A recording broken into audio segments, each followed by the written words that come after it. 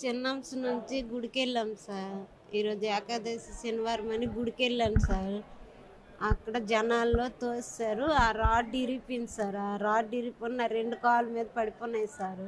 పడిపోగానే జనాలందరూ నా 2 కాళ్ళ మీద పడిపోయింది. ఒక కాలు ఇరిగిపోయింది. ఒక కాలు ఏమైందో నాకు తెలియదు. బరువుగా ఉంది. అంతవరకేను సార్. నాకు అయిన తర్వాత నాకు మతి లేదు సార్. ఏమైనా ఒకరి మీద ఒక తోసుకోవడం అలాంటివి ఏమైనా జరిగాయా? జనాల్లో జరిగాయి సార్. నేను ఆ పొడవ మనుషులు కదా, నా కొట్లో నాకు ఏటి కనిపించలేదు సార్. అమ్మా నీతో పాటు ఇంకెవరు వచ్చారో నువ్వు ఒక్కదాని వచ్చావు? మా ఊరు 13 మనిషి వెళ్ళాం సార్ ఆటో బుక్ చేసుకొని. ఈ గుడికి ఎప్పుడైనా వచ్చారా మీరు? నేను ఇదే ఫస్ట్ సార్. వెళ్ళే వాళ్ళకి ఒక తావు ఇవ్వాలి, వచ్చే వాళ్ళకి ఒక తావు ఇవ్వాలి.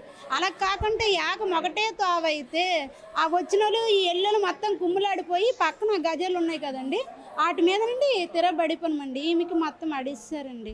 వాటి మీద మేము జనాలతో చూసి మేము ఆగిపోయినాం. మెట్ల కాడని ఉన్న జనాలలో చాలా ఘోరం అండి. ఇదినట్టుగా దేవుడి కాడికి వెళ్తే దేవుడు ఇలాగే చూస్తుంది ఇదినట్టు. కానీ కొంచెం అక్కడ పోలీసులు ఎవరు ఒకరికి సెక్యూరిటీ లాగా పెట్టేసి మంచిగా ఇచ్చేస్తే కదండి బాగున్నాం. ఎవరికి పెట్టలేదు. కొంచెం జనం కాపలు మీ అందరూ మా వల్ల తప్పు ఉంది. ఎందుకంటే ఈ జనం అనుకుని వెళ్ళకూడదు. కానీ మేము ఎందుకు తెలిసి వెళ్ళాము, కొంచెం ఆపాలి కదండి. ఆపుకుంటే మీ మట్టు మీరే వెళ్ళిపోండి అనుకుని ఒకసారి వదిలేయడము. అక్కడ అవ్వులు కూడా లేరు. తాగుతామని ఒక మంచినీళ్ళు కూడా లేదు. చాలా ప్యానాలు పోయినాయి. ఇది ఘోరం అండి. టెంపుల్ దారి అనేది చాలా చిన్నదండి. జనాభా చాలా మంది ఉన్నారు కానీ సైజ్ మాత్రం చాలా చిన్నది. ఒకే సైడ్ ఎక్కడమో దిగడం అయిపోయిందండి. మనుషులు తోపులాట్లోన పడిపోయినాయి. ఆ స్టీల్ వేసున్నారు కదా, అవి కూడా చాలా వీక్గా ఉన్నాయి. అవి మెయిన్ పడిపోవడం వల్ల అవి సపోర్ట్గా పట్టుకోయిందము.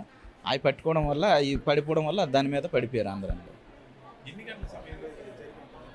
11:30, 12 ఈ సమయంలో. చాలా మంది అండి. మేము ఇచ్చాపురం నుండి వచ్చామండి. ఇచ్చాపురం దగ్గరలో మాది ధర్మపురం గ్రామం వచ్చాము. మా ఊళ్ళు కూడా కన్నా మేము ఒక 20 మంది వచ్చామండి. ఆటోలు 2 ఆటోలల్లో. నేను ఆటో డ్రైవర్ని. నేను కూడా దర్శనానికి వెళ్ళాను కానీ ఇచ్చేయండి.